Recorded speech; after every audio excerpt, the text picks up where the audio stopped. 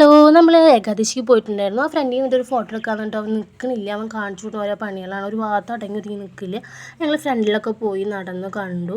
പിന്നെ ഫ്രണ്ടിൽ mural painting, front means ആ ഫ്രണ്ട് മുതൽ സൈഡിലേക്കൊക്കെ മ്യൂറൽ പെയിൻറ്റിങ് നടത്തുന്നുണ്ടായിരുന്നു. പക്ഷേ അതിൻ്റെ കറക്റ്റ് അഴിച്ചിട്ടുണ്ടായില്ല.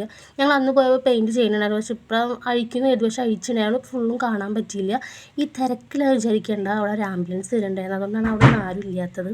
അങ്ങനെ ഞങ്ങൾ നടന്നിട്ട് പടിഞ്ഞാറ് നടയെത്തി. അവിടെ ആന കെട്ടിയിട്ടുണ്ട്. അപ്പം ഞങ്ങൾ ആനേനെ കുറച്ച് ഫോട്ടോസും വീഡിയോസൊക്കെ എടുത്തു. പിന്നെ ഞങ്ങൾ വീഡിയോ എടുത്തു.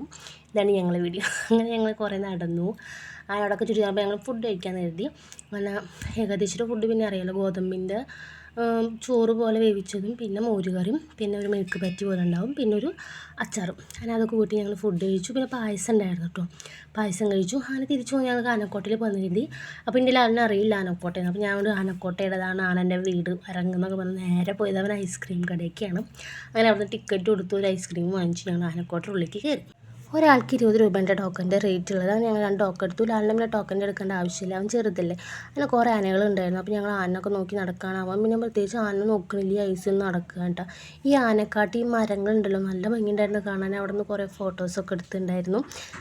ഞങ്ങൾ കുറേ ഫോട്ടോസൊക്കെ എടുത്തു. പിന്നെ അങ്ങോട്ടും ഇങ്ങോട്ടും കുറേ നടന്നു. ലാലിൻ്റെ കുറച്ച് പോസുകളുണ്ടായിരുന്നു. അത് കഴിഞ്ഞ് അവൻ ഐസ് ഫുള്ളും തിന്ന് കഴിഞ്ഞു. പിന്നെ അവൻ അവിടെ പോയിട്ട് ഒരു വേസ്റ്റ് ബോക്സ് ഉണ്ടാകും, ആ വേസ്റ്റ് തന്നെ അതിൻ്റെ ഉള്ളിൽ എന്താണെന്ന് ഭയങ്കരമായിട്ട് നോക്കുകയാണ്. എന്താണെന്ന് അവർക്കറിയില്ല. പിന്നെ അവനോട് എന്തൊക്കെ ചെയ്യുന്നുണ്ടായിരുന്നു, എന്താണ് അവ ചെയ്യുന്നത്. പിന്നെ ഞങ്ങൾ ലാസ്റ്റ് ഫോട്ടോ എടുക്കുക വെച്ചിട്ട് ഫോട്ടോയ്ക്ക് പോസ്, പക്ഷേ വീഡിയോ എടുക്കിയിരുന്നു. അപ്പോൾ അത്രയേ ഉള്ളൂ. ചാച്ചാ ബൈ, സീ യു.